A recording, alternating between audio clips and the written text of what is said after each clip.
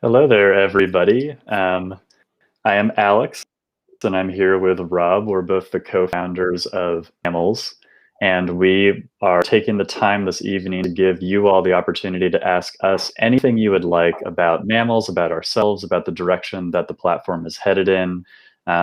Really, we're just here to converse with you. So let me mute myself on this stream coming back from Mammalz so I don't go insane. Okay, but yes, we're live here on Mammalz. We're also live on Facebook, uh, YouTube, and Twitch. So feel free to join any of those chats. I can see all of them. So if you have any questions, just type it into the chat and we'd be happy to answer them. But I'll pass it over to Rob to introduce himself. Cool. Well, first off, hi, Dylan. Great to see you on the stream. So I'm Rob Whitehair. I am, as Alex said, one of the co-founders and also the CEO of Mammalz. I have been a wildlife filmmaker for a long time, over 20 years to be exact. And that's been a remarkable career, something I never thought or dreamed that I would actually be able to do, but it's been fantastic. And for a long time, I always had this feeling like we could be doing more. And, you know, the truth is I got into wildlife filmmaking, not necessarily for the love of making films, because frankly, I didn't know the first thing about making films when I started. But I was a wildlife ecologist, and I fell in love with storytelling. I fell in love with, being able to tell people on a larger scale about the issues that are affecting the natural world, and what that means for us. And then over time, it's just this business model, understanding that so many films take from 2 to 4 years to make, sort of the nature of the business.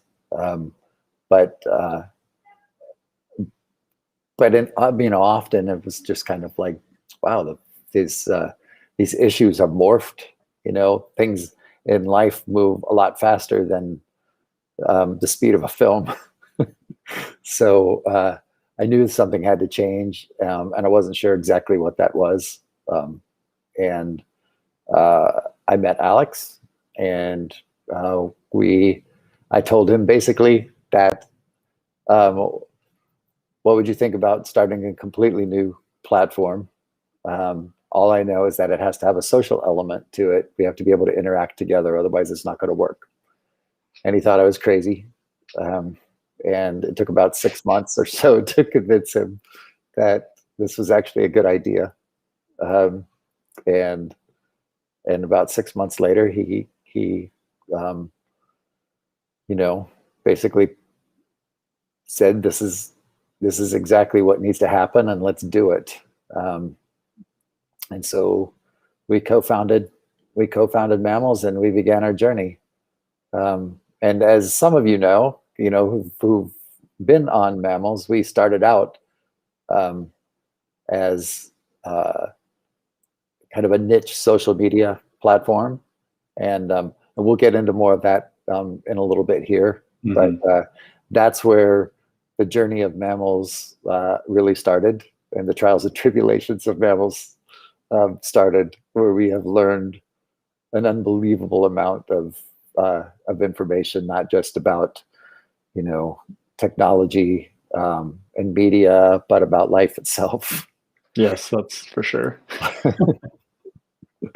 Yeah, so I'm Alex Finden. So I started off in storytelling when I was probably 12, like pretty much any opportunity that I had to tell a story for a school project through some sort of, animation, video film, I took it.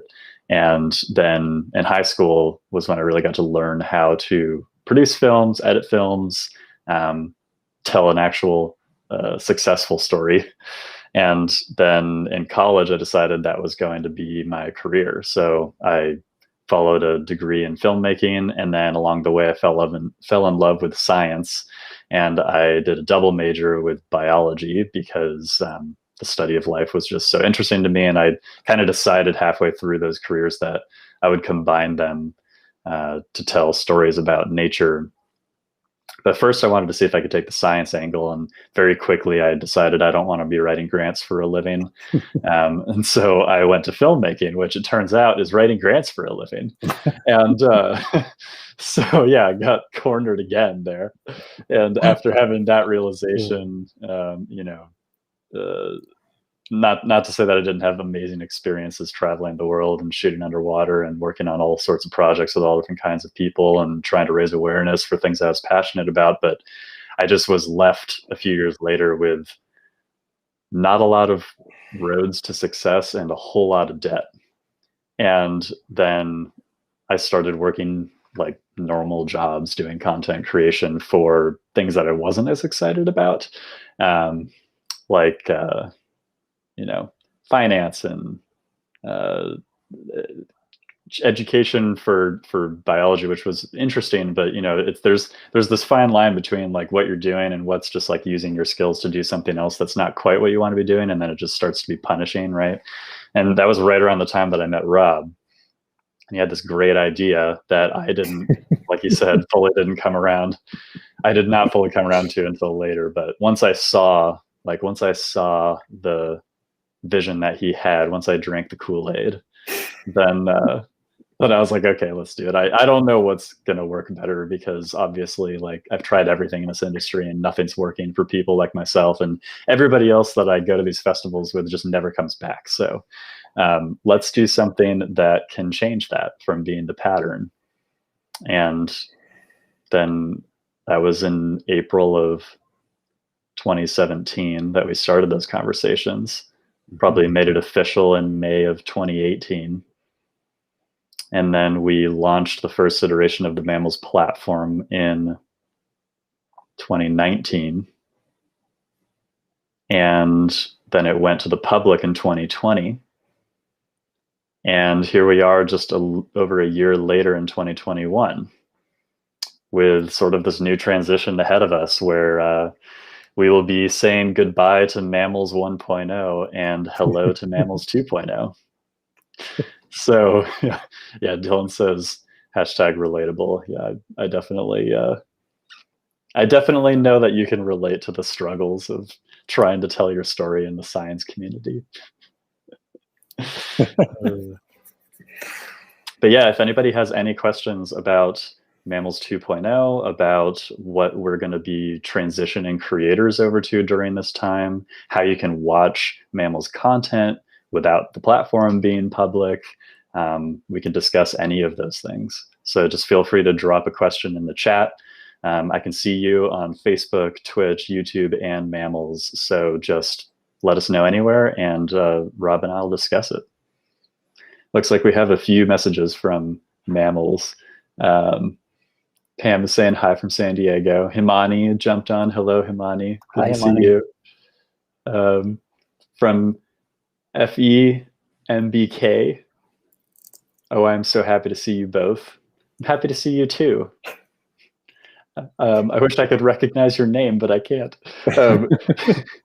And then Michelle is asking, so will we be automatically included in the new platform with our @names, usernames, followers and followees, or will we sign up again from scratch? I can't wait.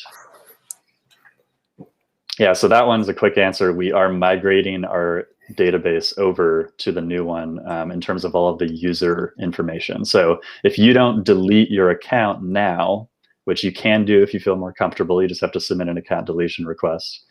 We're just going to take all of the information that you have for your username, your full name, everything you signed up with, your email, your followers, and we're going to transfer that over to the new platform. So as long as you don't do anything, you're going to have what you have now in terms of your followers and your username. Lady Dunrovin says greetings from Lola, Montana. Hi, Suzanne. Good to have you on the stream. Scene Sprout says howdy. Hey there, Chris. Hi, Chris. Stock Picks, Ironwood, Michigan. Nice. Thank you all for coming in from different parts of the world to watch. I really appreciate it.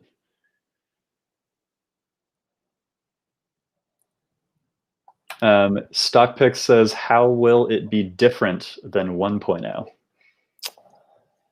Yeah, well, I sort of alluded to that of Mammalz 1.0, what we started out with.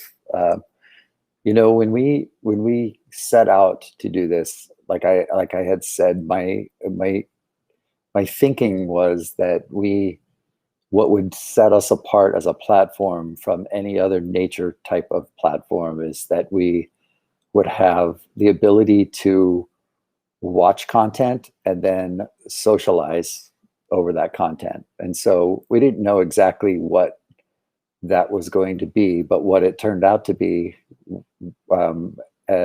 was pretty much like a niche social media platform. And the thing about that is that there's a sort of set of designed behaviors and learned behaviors, deeply embedded learned behaviors that people have now after years and years of social media. And it wasn't our intention to necessarily have a social platform. The emphasis that we wanted was that it was media first, that we would socialize over, not social first, that we would add media to. Mm-hmm. And that's kind of what we ended up with. But even more importantly is that over the last few years, we have peripherally seen, and in the own context of Mammalz, the power and the promise of live streaming, specifically IRL live streaming. And so Mammalz 2.0 is going to be a 100% IRL live streaming platform. And it'll be much more simple. It'll be much more easy. It'll be easier to log in. We're taking everything that we have learned, all the pains and trials and tribulations of what we've learned over the last year and a half of being a platform, and making it, much more user friendly. We're creating a very nice and inviting user experience, and so that the idea that we are working on here is to completely democratize the opportunity to make content. And there's so many barriers to entry in communicating about nature in the standard business that we have. Live streaming presents an opportunity to, do something that is so simple. You can communicate directly to an audience from your phone, at minimum from your phone. And we want to make it as easy as just turning your phone on, hitting the Mammalz app, and then being able to just press go live. And you will then have full access wherever you are to your audience, and be able to interact with them. Am I missing anything, Alex? Yeah, well, I can go through from sort of like a feature standpoint, what would be the main differences. I mean, conceptually, you covered it really well, that what we had was more of a general social media platform, and what we're going for next is more of an interactive live content focus. And so the difference between Mammalz 1.0 and 2.0, the first thing you'll notice is when you land on that explore page, it's going to be all live and scheduled live content. You're not going to see videos. You're not going to see photos. You're not going to see podcasts like you do now. In order to start following some of the other content formats that these creators are going to be producing, you need to dive into their community, and that community centers around their habitat. So the habitat right now has really been a place to go and create content, and then have your posts organized in sort of like a timeline fashion, similar to Facebook.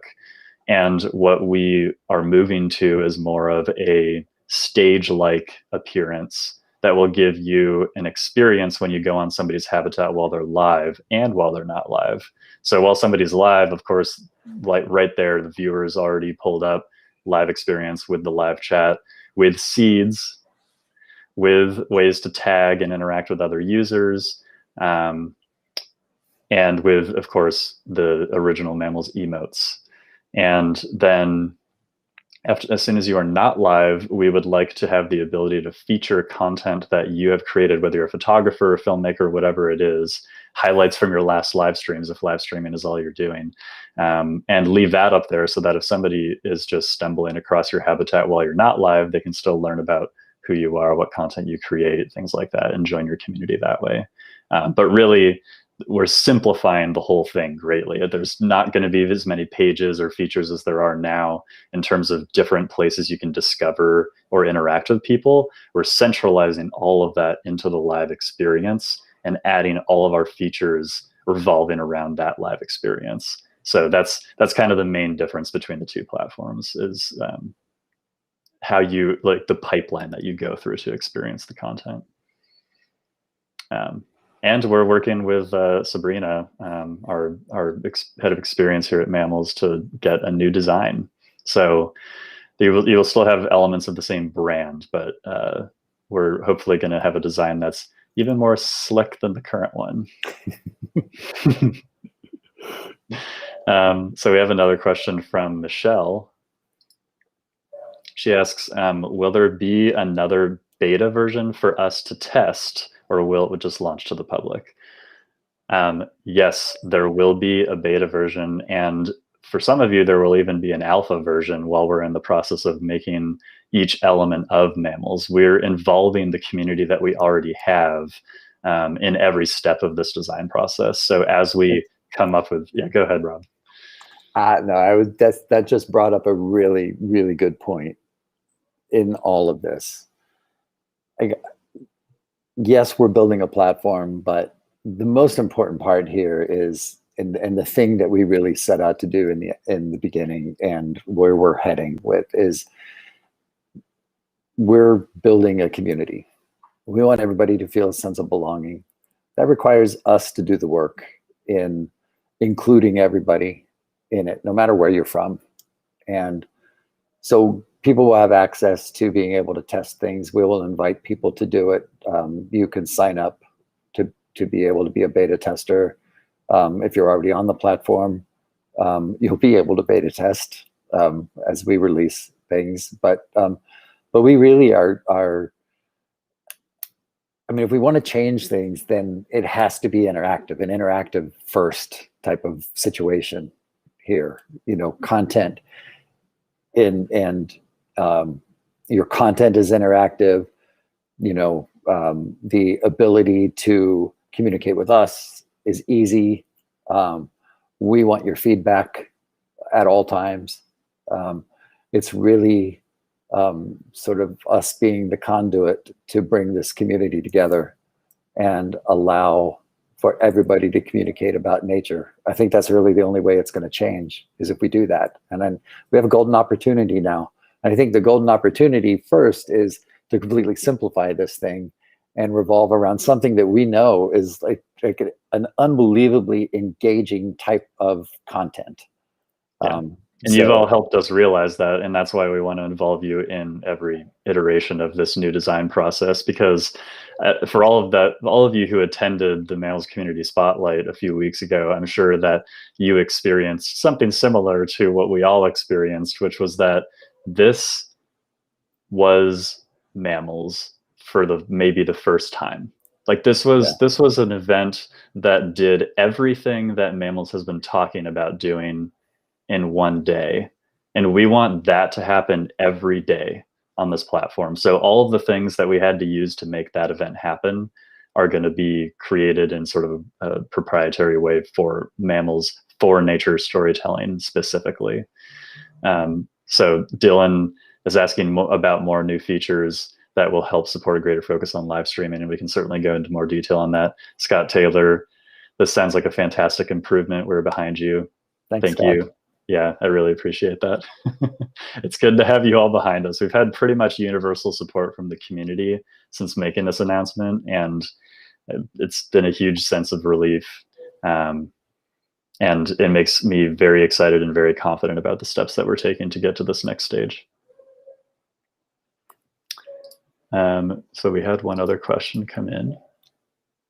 So Pam asks, can anyone live stream on the new Mammalz 2.0?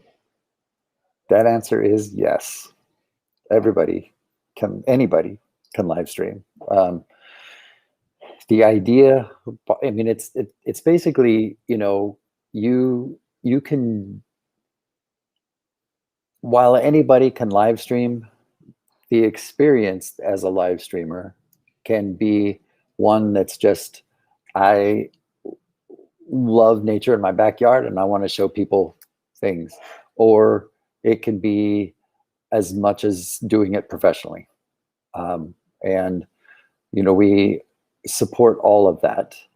That's why we have chosen to really work on making it as easy as possible for anybody to be able to do it. You know, breaking down that barrier of being able to just, you know, push a button on your smartphone and go live, and be able to communicate about what you're seeing. I mean, that's as easy as it gets. So yes, we are wanting anybody across the world. Yeah, that said, we will have certain features that are accessible to those of you who are using the app the most for content creation and who are partnered with Mammalz.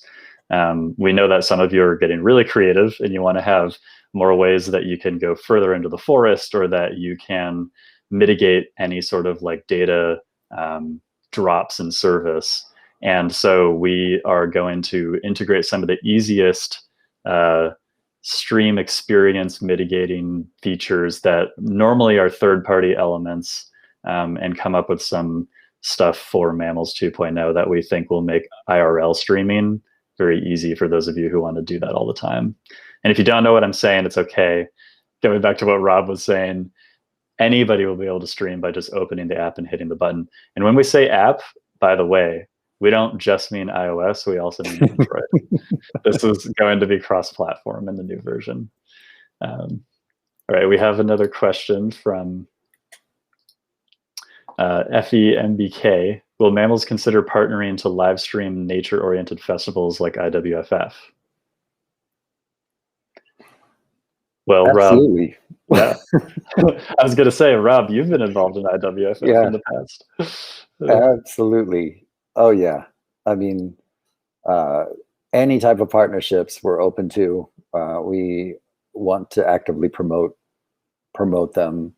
This is going to be a place for everybody, not just individual live streamers, but festivals, NGOs, anybody to be able to communicate about it. We'll have events, VIP events. We'll have, you know, first of their kind live streams, you know, along with the everyday things that people are doing on it. So yeah, we're definitely, it's the beautiful thing about focusing on one thing. You can do it really well and you can do a lot of it.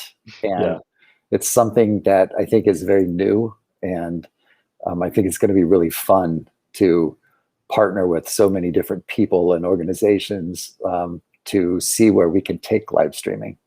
Yeah, and it certainly is something that within our company we'll have the expertise to help organizations with. So if there was an event like the International Wildlife Film Festival that had never live streamed their event before, we could assist with that process and figure out a way that it would work within the Mammalz ecosystem to include creators and talent that are connected on Mammalz and make sure that they get an experience that feels just as exciting watching it virtually as being there in person. Yes. And it's not just limited to film festivals. Of course, we can also do music festivals. We can do our own live festival like we did with Mammalz Community Spotlight, or of course any fundraiser of any kind. I mean, that's a really exciting area for us, is being able to provide the live technologies that we're providing our top creators to the people who are actually on the ground making the change. We pretty much have no limitations now. It's 2021 is like a very, very exciting year for us. I mean, we're talking like satellite streaming is now a thing, right? That was not a thing when Mammalz launched. And it's just going to continue improving from here. Alex, it just dawned on me that as I'm staring at that username, FEMBK, I'm like, that's Fernanda. Oh. Yeah. Well, hi, Fernanda. I knew it had to be somebody. It's so great that you're here. All right, so we have another one from StockPicks asking, is it possible to live stream simultaneously alongside non-live content? So essentially using video on demand in your live streams, or maybe watching a live watch party with other people. Yeah, and that's sorry, I'm trying to like balance typing these questions into this like cool little thing down here and like actually answering them.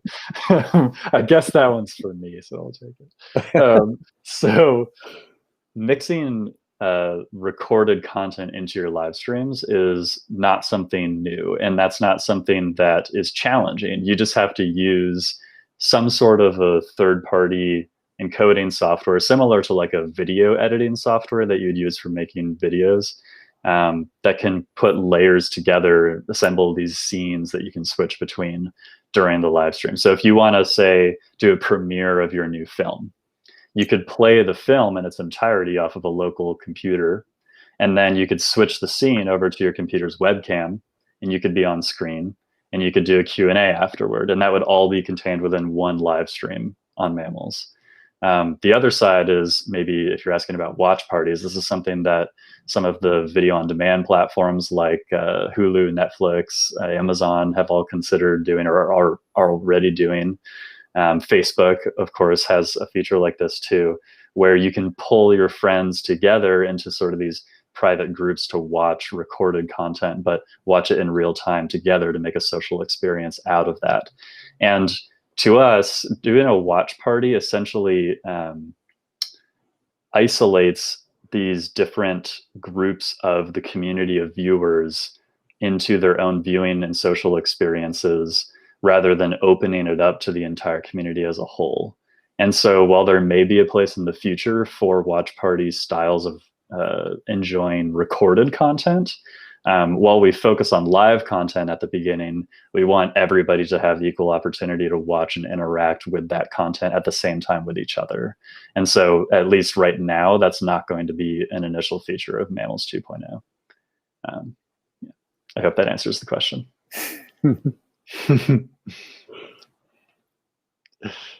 She says yes, hello you too. So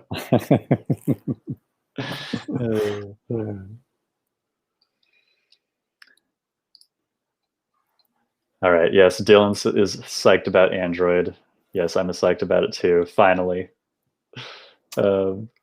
Julie Anderson, hello. That's my Auntie Julie. Hello, Julie. Hi, Julie. If you have any questions for us, fire them off. I see a question from Lisa McKinney. She says, will you have an API that allows your personal Mammalz live feed on your website? Also, will there be a way for live cams to connect to Mammalz? So in terms of having an API that embeds your personal live feeds on your website, that's something that okay, let me take a step back here. So going directly from Mammalz, using only Mammalz software to stream, you're opening up your phone in the Mammalz app, you're going live to Mammalz, and you want to share that to your website. That would require us creating a custom API for you to do that. And currently, that's not something that we were considering for the initial launch version of Mammalz 2.0, but it's something that we can talk about as a team, because I think that's an interesting use case. Yeah. Right now, if you want to host the stream on your website, there is a way of doing that, and while you're streaming to Mammalz, and that's just using multi-streaming software. And this is something Mammalz is interested in involving our technology with in the future. But for now, there are some third-party solutions that do it really well, such as Restream, which is exactly what we're using right now to stream to all these different platforms. In fact, we're using the Restream Studio, which is this like design and everything. It's pretty neat. And this is something that anybody could jump onto and live stream to Mammalz and anywhere else simultaneously. So if you had, let's say, a YouTube video embedded in your website, you could just stream this to Mammalz and then stream it to YouTube, and you could embed that in your site. But yeah, until we have a custom API, that will be difficult to do just from Mammalz. But regarding your other question for ways to connect live cams to Mammalz, yes, we have stream key accessibility that will be revealing for each user in a new way than we do it now. The short answer is yes. So any live cam can be connected to Mammalz just by plugging in the stream destination in the URL and stream key. It depends on what live cam you're using, but they all take the same streaming URL and stream key destination settings. In the Mammalz 1.0, when you go live, you create a new live post, and then that post has a unique stream key and stream URL. In the future, every person on Mammalz will have their own stream key, and that key will be persistent. So instead of going live and creating a new post, you will simply plug in your permanent key into whatever technology that you're streaming to Mammalz. And that way, anytime you want to go live, you simply turn on the camera or go live on your encoder, and you're live on Mammalz instead of having to go through this multi-step process and change it out every time. We know that's annoying for a lot of creators right now, so that's something that we're definitely fixing. And then, of course, if you need to change that key at any time, you can just get a new one. Hello, Sandy. Hi, Sandy.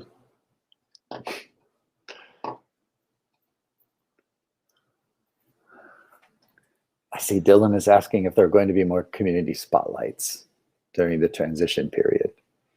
Yes. Here, I can feature that. How cool is that? All right. So yeah, Dylan, I mean, why don't you take that one, Rob? Well, the short answer is yes.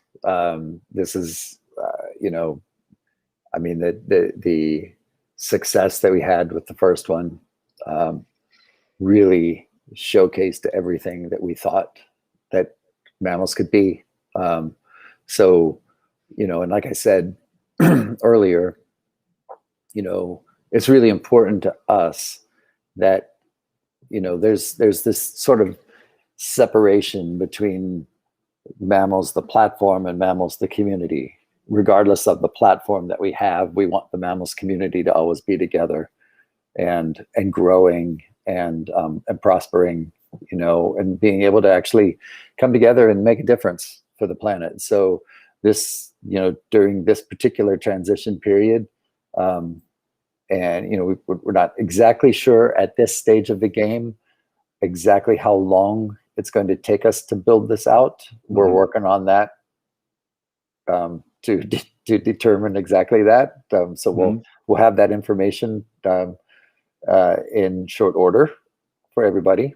But in the meantime, we are definitely going to have these events and really, showcase what live streaming can actually be. Yeah, and so the next one is going to be July 25th. If I'm saying that wrong, Pam, our head of marketing, can correct me, and I will tell you the right date. But I'm pretty sure that's when the next one is. Yeah. And then after that point in time, we're going to try to do them more regularly. Like, if we could shoot for monthly, that would be amazing. It's just this balance of making sure that we can focus enough time on working with you all to build Mammalz 2.0.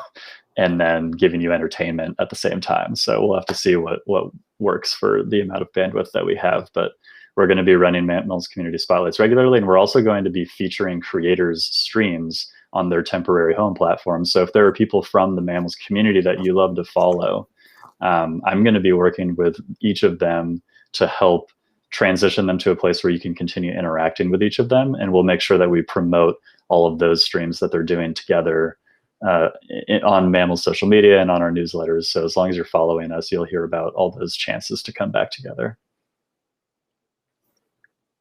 Pam says that is correct, July 25th. All right. Good memory.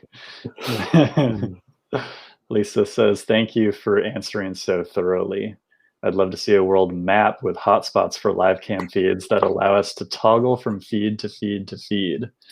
Yeah, so Lisa, it's funny that you say that, because as we've been trying to discuss all of these potential new technologies that could be integrated into Mammalz 2.0, one of the new easily accessible technologies is these like real-time mapping features. And of course, giving exact locations of your live stream is not always a good idea. In fact, most of the time, it's definitely not a good idea. We want to keep the security of the streams coming in from our creators and our creators' locations hidden from view. Only for emergencies can we access that information. But for things like static live cams that are unmanned, you can determine whether or not you want people to know where those are. And then for the people watching the streams, what we think would be cool is to get that sense of community while you're watching something and see where everybody is watching from. And there are things that we can do now where we can pull every active user's location information, assuming they approve it, right? All of this is data privacy. You're going to say, yes, you can share my location. And then we can have this cool map that's like, here's everybody online right now, or here's everybody watching the stream. This is where they're all coming in from. Because yeah, I love how global this community already is, and I want to show that off. Yeah. Janet says, love Mammalz. Thank you, Janet, for your continued support. See if we have anything from Mammalz over here. So yeah, Michelle asked about the transition period to Mammalz 2.0. So like Rob said, we don't have any exact estimates yet for how quickly we can get over to Mammalz 2.0. Yeah, that's there's some things we're working on right now that are really exciting. Some potential partnerships that we're working on that will, if we can make this work, it will severely reduce the time to launch, at least to get us into the next testing mode for it. So like I said, we'll have that information in short order here, and be able to really put a good timeline for everybody to know when we're going to be back up. So we have another new question here from the Mammalz community. Many of the areas I work at finding and shooting wildlife have zero connectivity. Mm-hmm. So this is something that up until recently has been a major challenge, and it still is a challenge in a lot of wilderness areas. When we're talking about the current connectivity that mobile networks provide, there are barriers physically and economically, because you can extend your reach quite a bit if you have the extra financial support to purchase multiple modems, bond them together, reach out into the forest. But as soon as you hit zero, 0 plus 0 plus 0 is 0, right? So to stream from those areas, that's where the satellite technology comes in. And we already have solutions that can give about a 480p stream for a pretty affordable amount of money that we will be probably purchasing some space on for Mammalz 2.0 creators. Mm-hmm. But moving past that, we imagine that as the 5G satellite arrays that are being launched become more accessible to the public, that a lot of these remote regions that don't already have internet access are in fact some of the first regions that are being targeted by these plans. And so pretty soon here, we will have global connectivity in even the most remote areas like the middle of the ocean. And we want to make sure that by the time that happens, we already have infrastructure to make it easy to stream using that technology.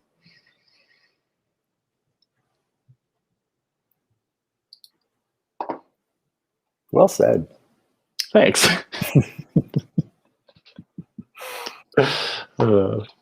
Yeah, I know, Rob, that you've been super excited about the possibilities that can open up with some of the content that can be made. Yeah, it's one of those things that's really funny because, well, funny in a sort of strange sense, but the idea that we're launching so many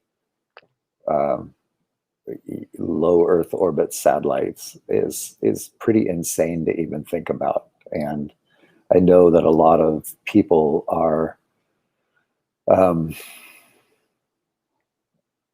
concerned about what's going to happen to the night sky. I know that there are a lot of things that they're mitigating the ability to see those satellites now, but it is going to be something that is, in one sense,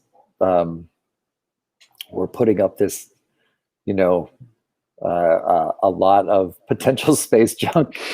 Yeah. And if you look at the science behind it, I mean, it's interesting, even though it seems really crowded.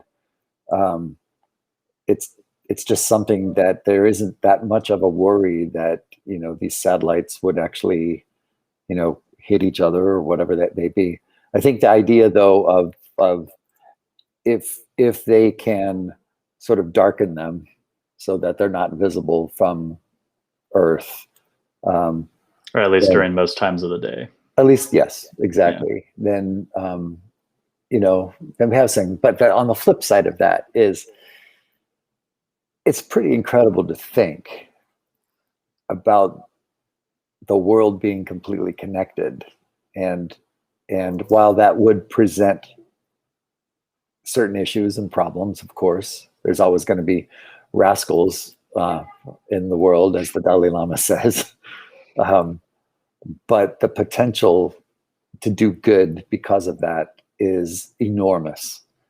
The ability to be able to have people who've never had the opportunity in rural places around the world to be able to tell the world about the place that they live, and do it live and do it from your phone, connected to, the internet because of these satellites and because of, 5G networks and the way that the Internet of Things is sort of rolling out, and how all of this connectivity will, just be able to give us unprecedented access to be able to tell stories from places that we never could before, at least never could live.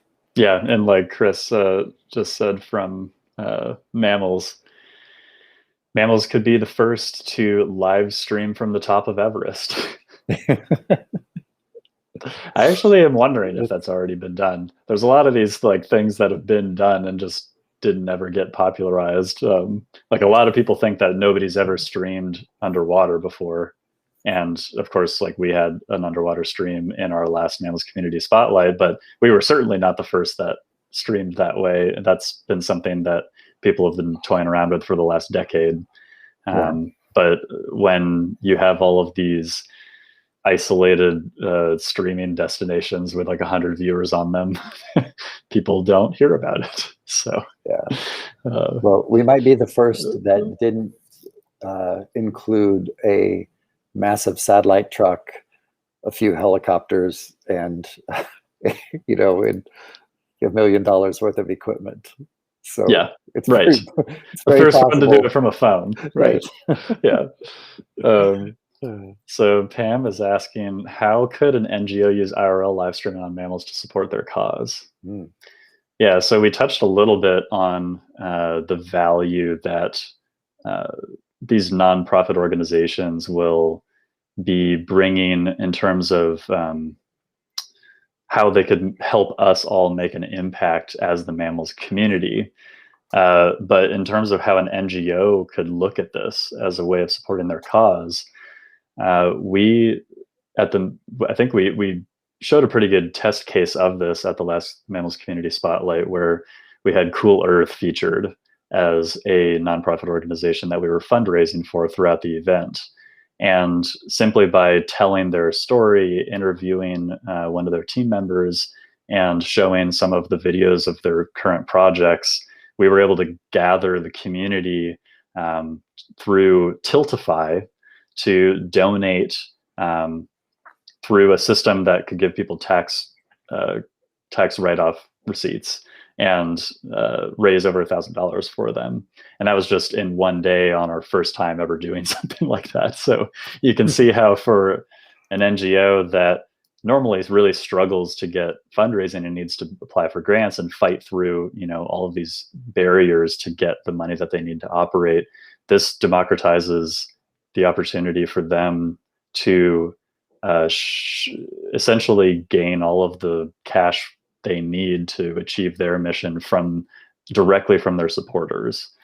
And by adding IRL streaming to the mix, you are establishing this trust and credibility with those followers in a way that you have never been able to before, where they can in real time see what you're doing and where their money is going.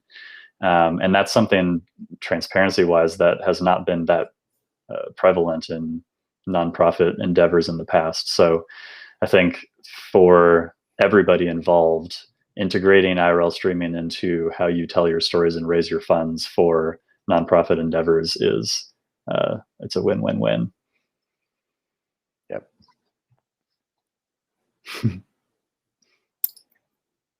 Janet says, I'd love to see a live parachute jump from an airplane all the way down, since I will never do it myself. That person we talked to very early on, I think in the Mammalz beta, who was part of beta that did all those skydiving videos. Yep. And we talked to him about live streaming, and he tried it, but couldn't get the service to stay connected. Right. Yep. We have to do it. We have to do it. Yeah. Yep. Yeah. The tricky part is, as you're falling, you're changing vertical access to service. True.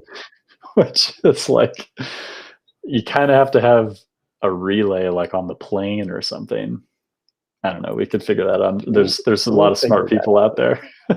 But it does bring up a good point about live streaming and about the so many things that we can watch with live streaming. So many people are never going to do these particular things, but rather than watching it after it's happened, you'll be able to watch it while it's happening. And that always brings a lot of, interest and. Oh yeah. It's the element of something might go wrong. Yeah. Yeah. Yeah. So Bobbert McBob says cell antennas are usually pointed down, not at the sky, which makes it a challenge. And that makes sense because normally we are walking on the ground. Yeah. But yeah, that does make it challenging. I suppose with the satellite arrays, that the airspace will just be in between where those satellites are bouncing back down towards. So I don't think that would be an issue, as far as I know. Yeah. We'll figure it out. We'll get you that. We'll get you the parachute stream, Janet. Actually, one of my friends, Bethy, who is also a member of the Mammalz community, she's a diving instructor, and she did a video, we should just redo it live, where she started in a plane, skydived, and then scuba dived. Nice. And that would be so cool if we could just pull from the sky into the water without losing the live stream. It sounds like a lot of equipment and a lot of different camera switching, but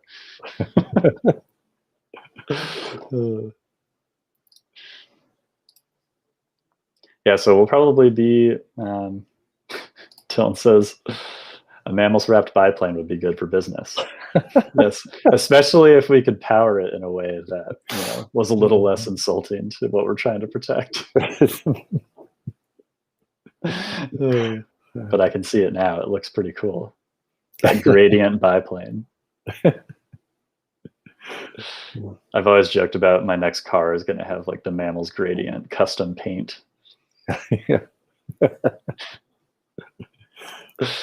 Well, we've got about 10 minutes left. We can certainly go over if there are more questions, but if anybody has any questions about Mammalz 2.0, about what we're going to be doing in this bridge between the existing platform and the next, how you can fit into this as an aspiring creator or an experienced creator. We're here to answer anything. But for those of you who maybe are just joining the stream, Mammalz 1.0 will be going dark on Friday, this Friday. Mm-hmm. So you have until then to request any of your past live stream recordings, to jump on there and do one last stream for your community before we migrate off to some temporary home.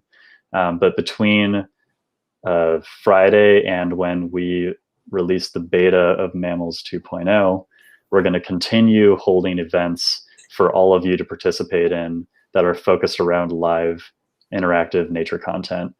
It's just that we're going to not be on our home platform for a little while. We're going to be traveling to some other platforms like Twitch, YouTube, Facebook, but we can still all come together, share our common passions. Dylan said pedal power for the plane. Yeah. Oh yeah, totally. That's it. Hey, Alex. Yeah, hey, Alex. What are you guys most excited about in this metamorphosis? I like that term. We should just start using that now. I do too. Gosh. Any one thing, I think that I'm most excited about the idea of, I think the thing that as we started thinking about live streaming and really considering it, and IRL live streaming and what we can do out there in the wild, we started thinking of this as sort of the frontier of nature storytelling, and that thrills me no end. The ability to do things that live that we just haven't done. All of the stuff to make that happen is what we're doing now, simplifying everything. So we're just concentrating on that one thing. But that one thing represents this world of potential that's really untapped. And I think that's just that's such a thrilling spot to be sitting in right now. And, my dad always told me, nothing's going to happen if you can't really visualize it, and that's the boy, when we just started focusing on live streaming, the vision was just like, whoosh, there it is. Mm-hmm. I totally see it happening. So yeah, that's what I'm most excited about. 3 words: persistent stream keys. No, I'm just kidding. I am excited about that one, but it's not the most exciting. That's probably the biggest pain in the butt that we're solving. But no, I actually am the most excited about building the new live encoders that we're going to be using on mobile platforms. So for Android and iOS, both of those apps will have features that you would be using a third-party encoder like OBS or something like that. But on mobile, because we're live streaming nature, we want you to just have the ability to pull out that phone, hit go live from anywhere. And doing that is something that is pretty tricky because you might be in varying bandwidth. You might walk around a tree and all of a sudden your service changes, and we need to adapt to that. And most existing platforms that have live mobile encoders like Twitch or Facebook, Instagram Live, all those, they don't account for that because they assume you're probably going to be in one place or within a city or some populated area. Whereas for our encoders, we're designing them specifically for outdoor IRL streaming. Mm-hmm. So there are certain protocols, certain codecs that we are going to be looking into creating some custom workflows for that people can use to increase reliability. And when they still have the drop-in service, we want to do things like integrating an auto be right back feature right into the app that you can use instead of having to code to your own home server. For those of you who aren't super techy, we just want to make it easy for everybody to provide a good experience while they're out and about. And that's something that I think is going to be really exciting to brainstorm on and continue building better versions of with time.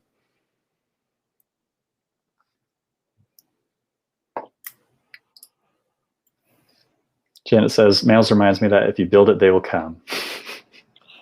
I hope you're right. Yeah, that's awesome. So Pam's asking, if someone's a total beginner at live streaming, what is your best tip for getting started? Rob, I'm curious what you think for this one. Yeah. The best tip for getting started. Well, I tell you what. Here's the thing about IRL live streaming. It doesn't require you to know how to edit. It doesn't require you to know how to make a film. You literally are turning your phone on, hitting go live, and it's just you and nature, and people are going to talk to you. I think the biggest thing is don't complicate it. Just simplify this whole thing. That's what we're trying to do for you, so that the technical challenge is gone for you. But don't complicate it beyond the ability to just be yourself and communicate about what you see. And, however that might be, whatever you may want to, say, whatever you want to do, it's as easy as this right here. What we're doing right now, we're just talking. Yeah. And it's already an hour has passed, and it goes so fast. Yeah. But I just, if you are starting at this and you've never done it, give it a shot and just relax, take it easy. There's no standard of you have to do it a certain way. It has to be like this. There's no gatekeeper that's going to tell you suck or you're great. There's nobody. Like, you're going directly to the people watching you, and it's all about like showing us your world. There's a million different viewpoints out there, and that's the best part about it is, I want somebody who's never, taken pictures or never, really told stories. I mean, we have all told stories, but never to just be able to do this. It's very simple, and it's as easy as having a conversation. Yeah. I mean, I get this question from all different perspectives because, I am head of content here at Mammalz, and I work directly with creators to help them at any point in their creator careers, and figuring out what is the next step with live streaming. And so I could take that question in a lot of different directions, but I think if it's the first time, if you're a total beginner, it's the first time that you are live streaming,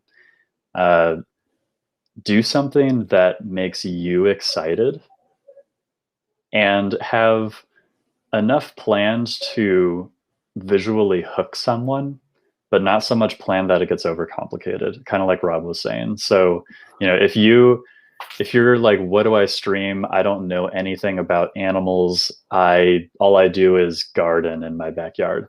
Stream gardening. Mm-hmm. Like, people love to learn about plants, especially now. I mean, it's like a running joke that everybody's new best friend is their plants from the pandemic, right? And people are getting more and more interested in plants. I mean, some of the most downloaded apps now are these plant identifiers. And so go in your backyard with your phone and give us a tour and just go about your gardening in a way that we can see what you're doing. You can talk through the process. You can get all, you can be infectiously excited about what you're doing and get other people hooked to that. Just don't forget that it is an interactive experience, right? The difference between what we grew up with thinking of the definition of like a live stream is different now than it was then. Then it was more of a live broadcast. Here's this organized, real-time edited live news type thing that is just being broadcast to you. Now it's a social event. I mean, you're simply using the video and the chat as a way to socialize with one another around something that you're mutually passionate about. So, so do something that you're excited about, and don't forget to interact with your viewers. That's what I would say is the best thing to do to get started. Yeah, that's a good point. Don't forget to interact. That's actually one of the best ones, I think, is that don't forget to, Dylan, don't forget to interact with your viewers. It is an interactive experience, and people are going to be asking you questions. Yeah, Dylan, this is also like at this point it is part of your brand, Dylan. But it's like every time, it's not even always your fault, Dylan. It's just every time you try to do something crazy, something crazier happens. But I love it. That's why we keep coming back.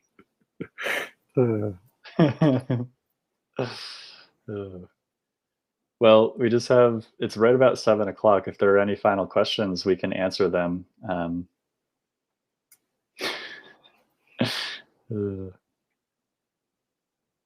But yeah, just as a final reminder, a couple more days on Mammalz, and then we're going to continue interacting with each other in the virtual spaces just like this one. We're not going to leave you behind. We're going to be giving you all different kinds of ways to meet each other, meet new creators, follow new creators, learn new things, donate to causes, all of the things that you'd get to do on the Mammalz platform, with the exception of centralizing it and having the things that make Mammalz the most fun in a Mammalz live stream will be accessible just by spreading this out to everywhere else. So it'll still be lots of fun. You know, and I also want to say, as you're thinking about the idea of live streaming, there's no, like, we're as open as we can possibly be. We want you to be able to say, hey, here's what I think you guys should include in this. And if you are thinking about, you know, things, please don't assume that we're going to, you know everything. We want your input. And so, and you don't necessarily have to wait for us. You know, you can always get in contact with us, and you know, let us know the types of things that you would like to see on Mammalz, and if you have any ideas for the functionality of it, or what would be easier, or make it better, a better experience, please let us know. Mm-hmm.